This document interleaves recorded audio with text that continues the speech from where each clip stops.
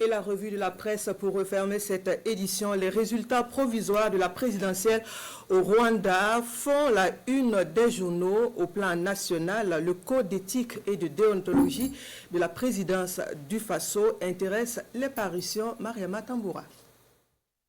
Promotion de la bonne gouvernance, la présidence du Faso se dote d'un code d'éthique et de déontologie. L'information est relayée par les parutions avec une photo du président du Faso recevant le code affiché à la une. Sidoya rapporte que le chef de l'État, le capitaine Ibrahim Traoré, a reçu mardi 16 juillet le code d'éthique et de déontologie ainsi que les arrêtés instituant le dit code et portant création au sein de la présidence du Faso d'une cellule anticorruption.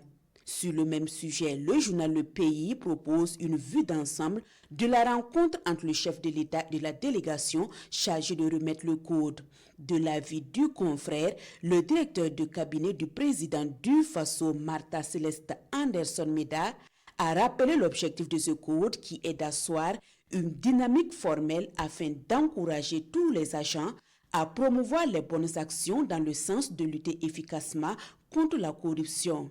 Dans un autre registre, les journaux mentionnent la victoire de Paul Kagame à la présidentielle. Chaque quotidien y va de son analyse.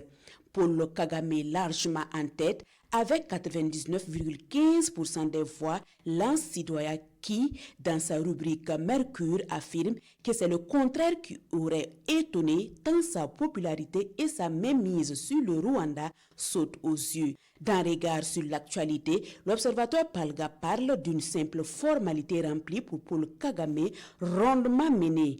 À l'Obs de poursuivre que l'homme mince de Kigali s'est retrouvé en face de comparses qu'il s'est choisi, ses principaux opposants n'ayant pas été, pour diverses raisons, autorisés à aller à la course à la présidentielle. C'est donc un Kagame réélu à un score kagaméen.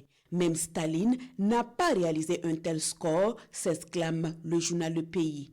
Aujourd'hui au Faso, pour sa part, s'interroge.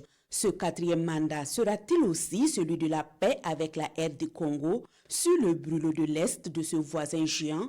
Kagame fumera-t-il le calumet de la paix avec Tshisekedi? Quatrième mandat, mandat du bon voisinage avec la RDC ou bonnet blanc, blanc bonnet, comme les trois précédents, s'interroge toujours la rédaction de Aujourd'hui au Faso.